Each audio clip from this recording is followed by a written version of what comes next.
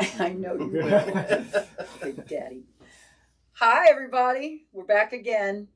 And today I have a special guest. But first, I want to tell you guys we're coming live from my office here. I got Steve producing. And I want to thank Joe Capobianco because he's the one that got me started doing these videos. He was doing it. He's got a great page called Not For Nothing. Subscribe and follow him. He's got some really good stuff going on. And then follow and subscribe me too.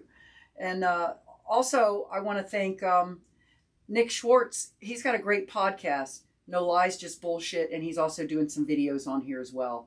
And they do a lot of stuff where they talk about great tattooing, and they keep tattooing positive and happy. So if you want to go check that out, you can find everything you want on the internet, right? So today I'm here with, we had a guest artist in the shop today, and you drove in from West Virginia. West Virginia this morning. Okay, yep. And this is Sam Hambrick. Hambrick. Like a ham brick. Yep. So I heard him say that today. Thanks. You got it. Yeah, so how's your trip been going? It's been going really good. All right, and where'd you start? I started at Dan Santoro's shop in Hawley, PA. All right. I was there for a day. Then I went to Altoona, Pennsylvania, Railroad City, which was a super cool. That's a great cool bunch of people. Yeah. It's wild. They're like all family in there. Yeah. Like 2 uncles, a dad, sister, cousin. I tattooed a couple of people from there. I met them in Philly, and they are great. Yeah. They're just so fun, and it seems like they all get along. It's a good vibe in the shop. Okay. You can feel it. It feels like family when What's you the walk name in. of that shop? Railroad City. Railroad City. Okay. Yeah. And then where from there? From there, I went to Greg's shop, Tattoo Faction. Oh, one of my favorites. That's a good shop. Yeah. Yeah, and they're kicking it over there, huh? They're so good. Greg's one of my favorites. Hi, Greg. Hi, Cindy. I've been fans for a long time. Yeah. So. It was cool. They had to do that because they were leaving the next day for Elm Fest. Okay. So it worked out good. And you went there too? No.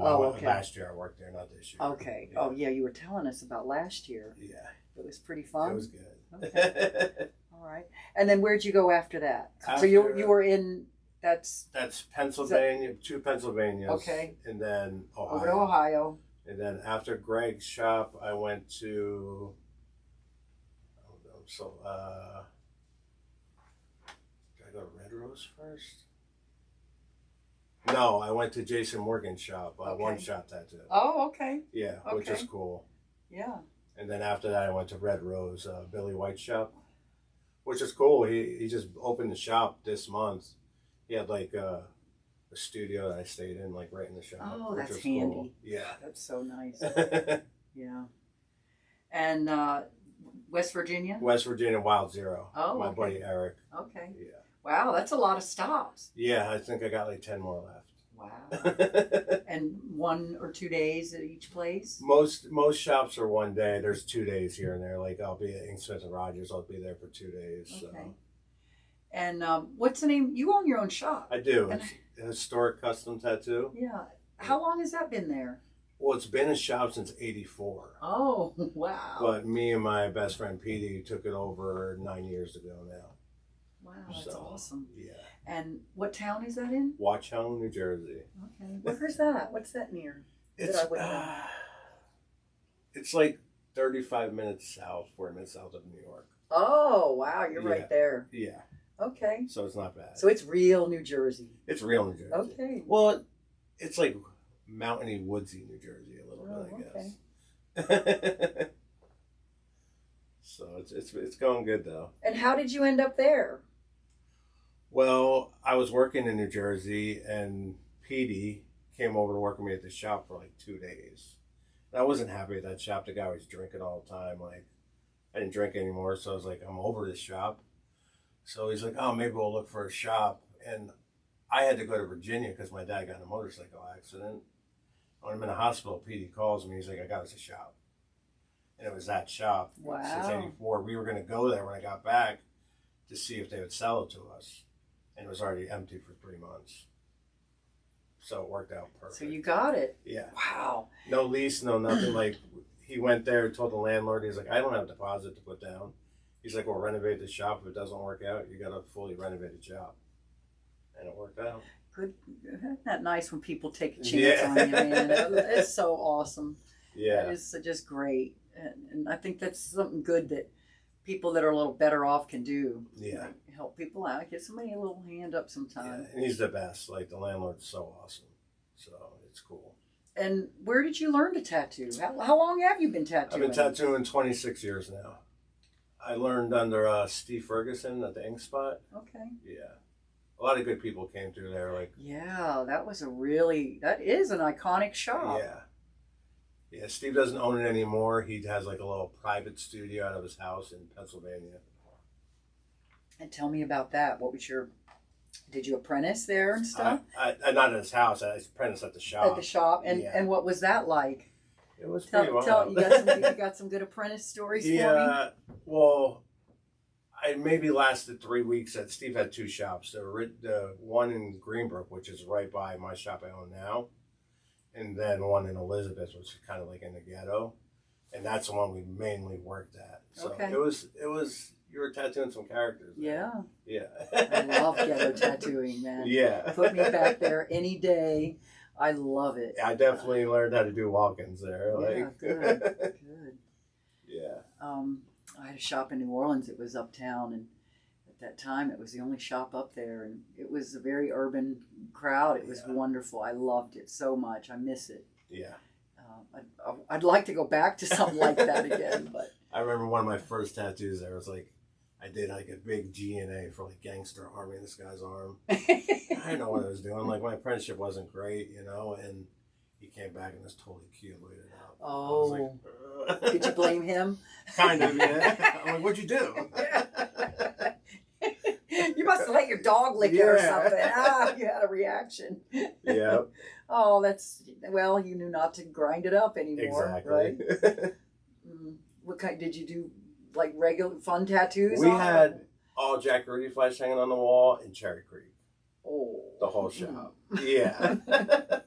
So you were doing single needle stuff? I was doing 5-liner stuff. Okay. Yeah, like 3s and 5s, you know. Right. Oh, yeah, that's hard to tattoo. Yeah. Dark skin. Yeah. Oh. Now I learned, like, you don't have to, you could just move faster because it doesn't have to be, kind of fills itself in, but yeah, it's very easy to overwork the skin like that. Well, Jackie would make us open everything up, you know, just make it as big as you can. Don't put a bunch of stuff in there. Take out all the lines. Yeah. And just give them some shading and some red. Yeah. You know, that green and blue, like Cherry Creek Dragon, I don't know how many times I did that. Yeah, that was a good one. Yeah. Thanks, Randall Johnson. Yeah. We were lucky that Jackie had all the she had all the Malone Flash and, a bunch of old, like Judy Parker stuff. Those dragons were hard, but they sold, and we just kept versions in the back. And when people picked that one, we just had our version in the back that we would do, and made it a little easier. Yeah, before that, I was working at another tattoo shop. That's how I got the apprenticeship with Steve, because I was piercing. Oh. And that shop was something else. Like, that was really in the ghetto. Like, and what year was that? I graduated in '97, so I started working at that shop when I was a sophomore or junior in high school. Okay. Like, running it for him, but yeah, he was on a lot of drugs, and there was just crazy stuff going on there. Yeah. The real stuff. Yeah, like I remember having to pick him up like from New York, or like in the middle of the night when I'm still in high school. My dad's like, "Where are you going?" I'm like, "I gotta go pick him up." Like, that's what I had to do.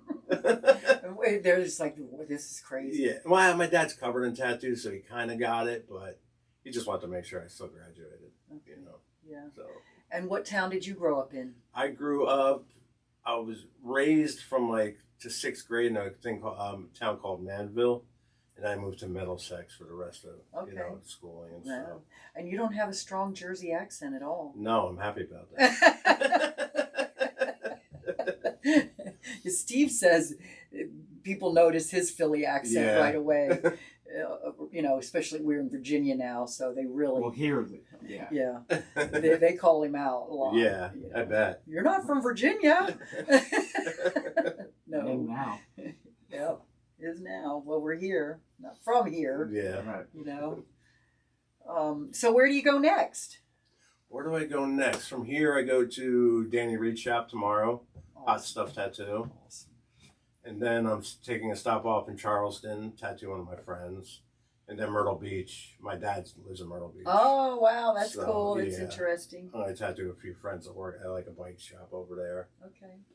And then from there, I go to Death or Glory All in right. Gainesville. All right. Then Inksmith and Rogers. Yeah. And then Bad Fun Co., my buddy Greg DeHoot. He's a good guy. What town is that? That is that Surf City, North Carolina? No, I think that is, it's in North Carolina. Okay. I forget what city. Youngsville, I think. And then from there, I go to Jay Smalley's shop, Golden Cobra. Oh, good. Then Tattoo Paradise, Wow. DC. Then,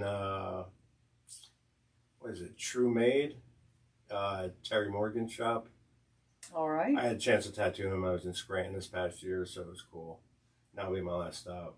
Then home. That's quite a circle there. Yeah. Doing the loop. Yeah, it's been like I think it'll be like a few days short of a month. Oh, wow. So. You and Mike Wilson and Tim Lehigh do that loop, you know? Yeah.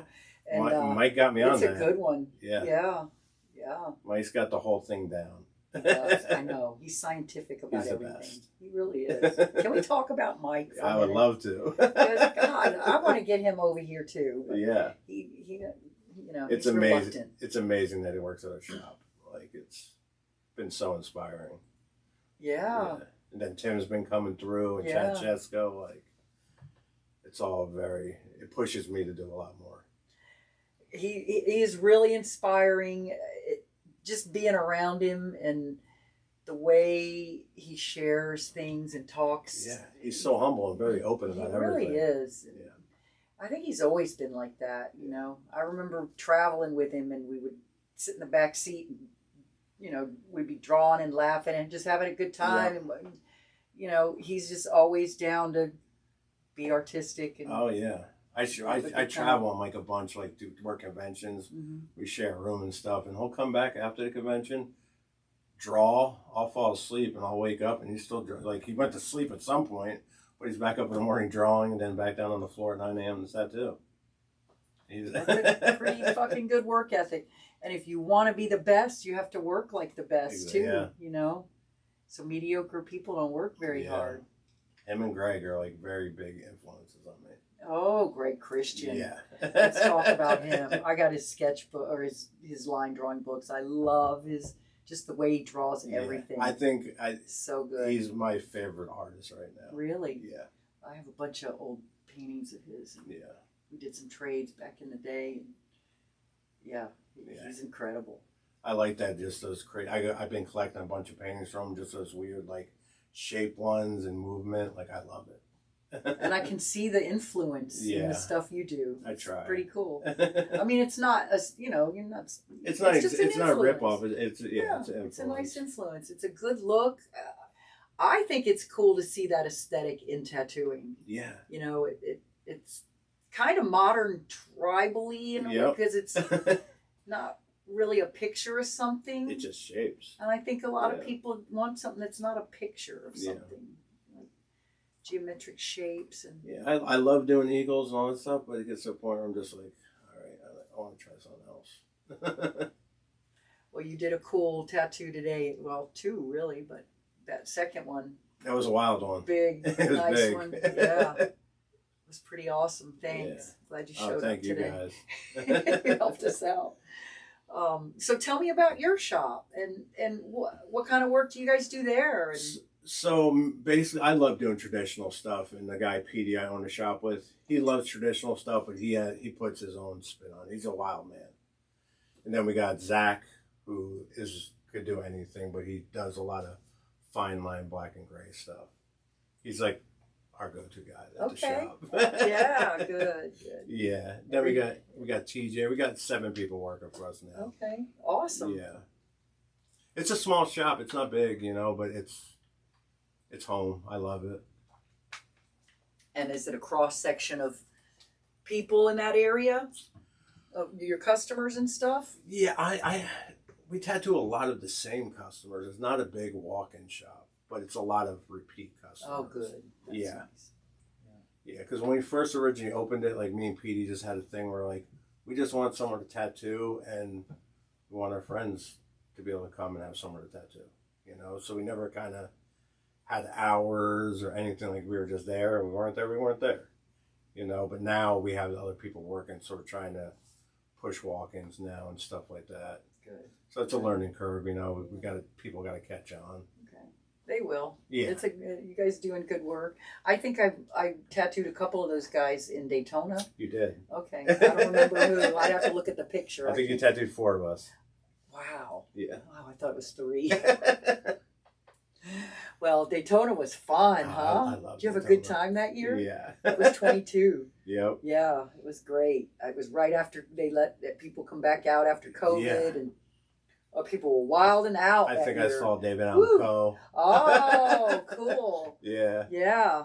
And did you bring your bikes down? Yeah. All you guys? Yep. You trailered them down? We trailered them down. I Just don't blame- 95 is boring. No, I trailer mine too. You know, I Yeah. want my bike behind me on the trailer, Yeah. down 95 especially. One time I drove down and it was a typhoon. It was pouring rain. I mean, there's no way I would have made it, but my friend drove from Atlanta, got stuck in it. Oh, that's too bad. Yeah, it happens. I was in the truck. And it's easy. And I have to carry all my equipment and all my clothes and, my accessories. Yeah. It was cool to go upstairs and like stand on the balcony and not have to deal with all the chaos down there, you know. Yeah.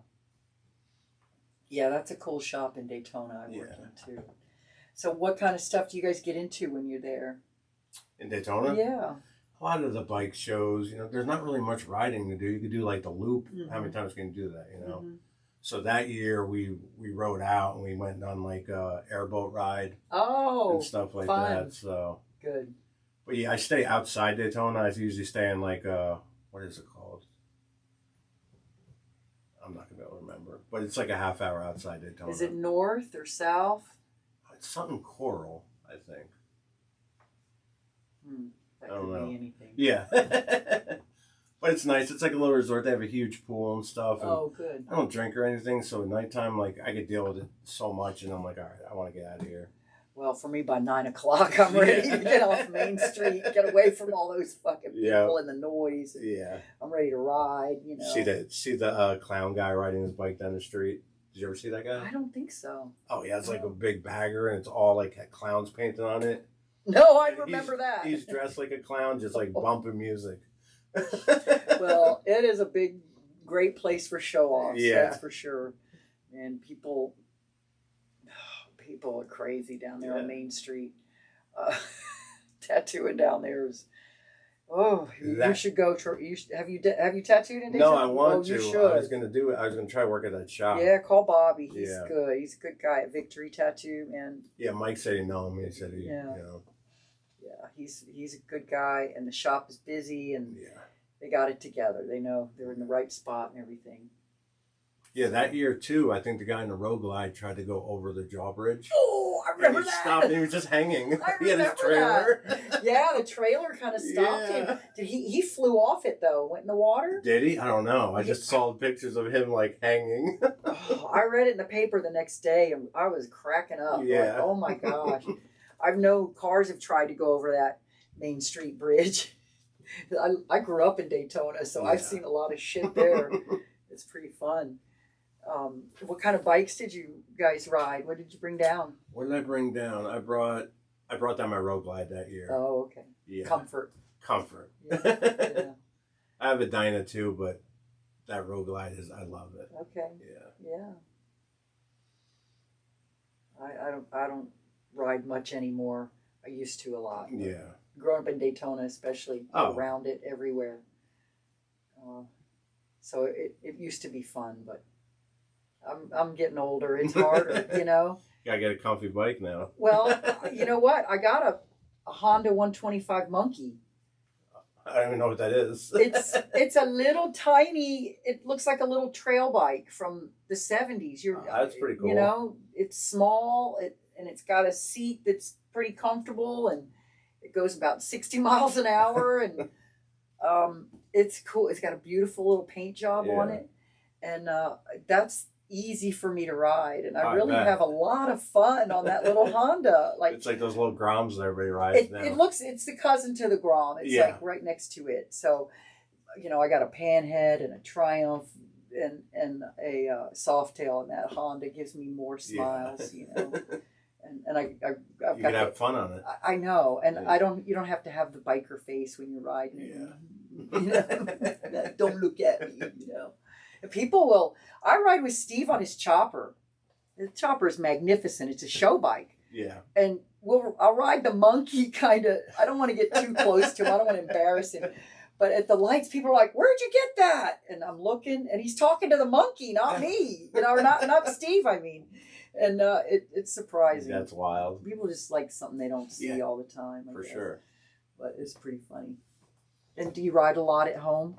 I do. This year I didn't get a chance to ride. I've been really focusing on art this year. Okay. Like what? What are you doing? I've been painting a lot. Yeah. You know, and I'm really into carnival chalkware, like the old carnival prizes. Really? Yeah. So like I think it was like from the 20s to the 50s, they would give you, they're called carnival chalkware, and they're just plaster statues that they would just paint like airbrush real terribly and stuff. So I've been really into those. So this past trip I made when I was at Wild Zero, I sculpted my own piece of chalkware that I made a mold out of, so I'll be able to make my own now. Oh, I'm really that's excited interesting. about that. Wow, that's a kind of a unique hobby to get into. How'd you get into that? I just really liked how weird, like badly they were painted. Oh. And what are they painted like? Faces on them? No, they're just like airbrush. So there'd be like, there's thousands of different statues, but there'd be like a pig. Okay. And they would just airbrush it, because from stop to stop, they would pour the plaster and just have random people airbrush them. Oh, I see. So you have to bring excess to each stop. Each stop. Yeah. Space is valuable. Yeah. Well, that's an interesting. You should break them anyway, trying to transport them. Oh, they turn into dust as soon as they crack so easy. Like I'm literally collecting stuff that turns into dust. Are you going to try to remake them yourself? I'm making. That's them what myself. you're doing. Yeah. Okay. Oh, you just said that. Yeah, it's like a skull sitting on top of a book. Mm. So it was fun to do. It was the first time I ever sculpted. And that's got to be interesting too. I literally worked on this. I don't know how these people do it all the time. It's like only this big. It was a full day and a half of like just sculpting it. Wow. Yeah. I got to see pictures of this. I got to see what you're talking about. I was showing Steve before. That looks cool. Okay. All right. Well, you have a box full of paintings at the shop for sale. $100, $200. They're really awesome, really cool. Thank you. And you'll have them with you at these other stops you're going to. Yeah. Well, good luck. Thank you. Thanks for sitting with me for a few minutes, and I'm glad to learn a little more about you. It was awesome. Yeah. And I'll see you on the gram. I'll watch you and see where you're going and stuff. Everybody else, follow him. He's on Instagram. What's your handle on there? Sam Hambrick. Ham and a brick. There you go. That's a good logo. Yeah. You know, that's awesome. So, and tell me the name of your shop again in the town. Historic Custom Tattoo in Watchung, New Jersey. Okay, so if you guys are up around there, stop by and see him. Give him a follow. His fucking traditional tattoos are just outstanding. So if you get a chance to get tattooed by him, do yourself a favor and do it. And I want to thank Steve for producing. You did great, Steve. I'll pay you later, baby. And I don't know when I'll do another video, but I'll see you guys next time. And thanks for tuning in. Please don't be a dick. Like and subscribe, okay? I see you guys are watching, but why don't you don't have to smash it. You can just lightly touch that little like button, okay? I appreciate it. We don't get paid for this, okay? Thank you. Bye.